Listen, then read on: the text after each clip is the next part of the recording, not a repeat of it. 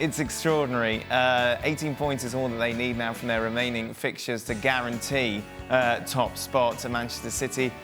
Second, Leicester third, Chelsea fourth. Spurs move up to fifth with that win. For those who didn't see this match, how would you describe it, Stevie? Daylight robbery. Absolute smash and grab. Manchester City, for an hour, embarrassed Tottenham at their new stadium. This was absolutely men against boys. And I thought City would win this game because I couldn't see how they could continue to create as many chances as they have done and not take them. But I'll tell you what, today they did exactly that. And then, of course, when they go down to 10 men, the game completely changes. Yep. Just ridiculous decision from Zinchenko. But for an hour, I felt embarrassed for Tottenham. Fair? Yeah, but you also have to look at Manchester City and say, is this one of those games that you have every once in a while? And then you say, well, no, because this is what was going on against Manchester United in the Carabao Cup semi-final. It's the same sort of situation with Manchester City over and over again. We have become accustomed to see this team thrive with their possession and the precision of that possession and the decision-making in the final third. And those things, for the last couple of weeks, have disappeared, have gone missing, which tells me that naturally this team, they know they're out of it, and it's difficult for them to fully focus on what they're doing because there's no other way to explain the amount of bad decisions they're making with the final pass repeatedly, time and time again. Balls that are simple passes, decisions that are simple decisions that they have made time and time again, and we have seen this team do it time and time again, and yet they keep missing. Chances come, chances go. This is a team that is lacking confidence. And why wouldn't you lack confidence when you see where you are on the table? Let's not forget about that because we laugh about it and say, well, Liverpool is going to win this running away. It's not even running away. It's walking away. It's a sweet stroll, comfortable stroll with Manchester City's 22 points behind Liverpool. And as much as Liverpool has been flying, you also have to say Manchester City, there is a little bit of capitulation by this team.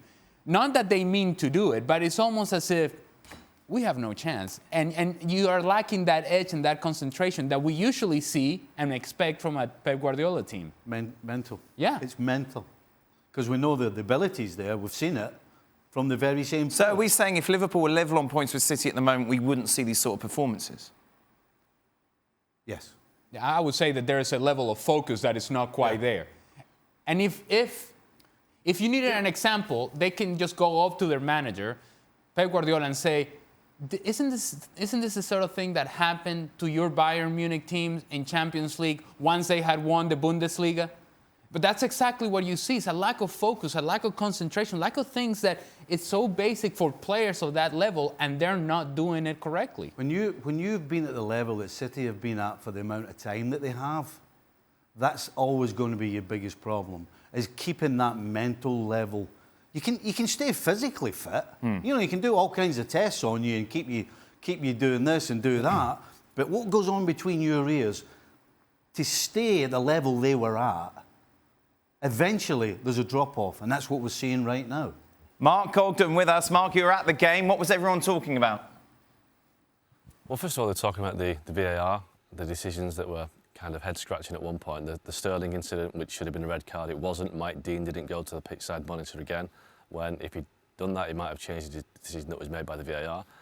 The penalty, which took forever to be awarded, then the follow-up penalty when Sterling may have been fouled, wasn't fouled and that wasn't given.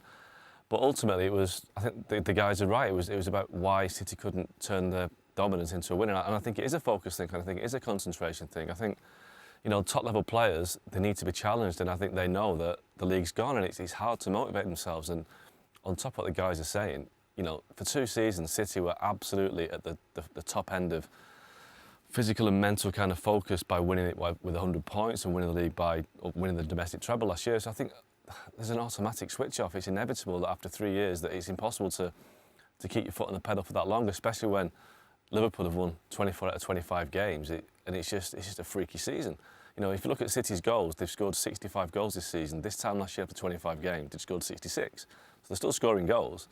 But there is you can definitely see there's a lack of, it's the detail, the fine margins of detail that they were ticking, the box they were ticking last season, they're not doing now. And I think maybe they're focused on the Champions League, the Real Madrid game, but I don't think you can switch it on and off. And I'd be quite worried for City if you're going into the Real Madrid game in a couple of weeks, think they can turn it on again. I'm not sure they can. I think that there's something missing. There's some edge. That they're playing at 95% and it's not enough at the moment.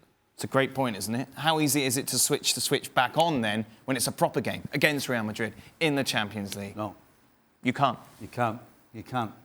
You know, I know Coach of mine always said to us before the game started, look, you start at 100 miles an hour because you can then slow down. Then you can calm down and compose yourself. If you start sluggish, then it's very difficult to raise it. And it's the same when you're playing week in and week out. If you're not at it mentally, you can't pick it up just like that. All of a sudden you're going to... And it's not just Man City. I think the perfect example of what we think is going to happen to City, just look at PSG. We constantly talk about how they're not getting tested and they're not at their best. So how are they supposed to play against the best teams in Europe and all of a sudden be at their best? You can't do it. They've proven you can't do it. And Man City are going to find out the same thing. Thanks so much for watching ESPN on YouTube. And for more sports highlights and analysis, be sure to download the ESPN app. And for premium content and live streaming, subscribe to ESPN+.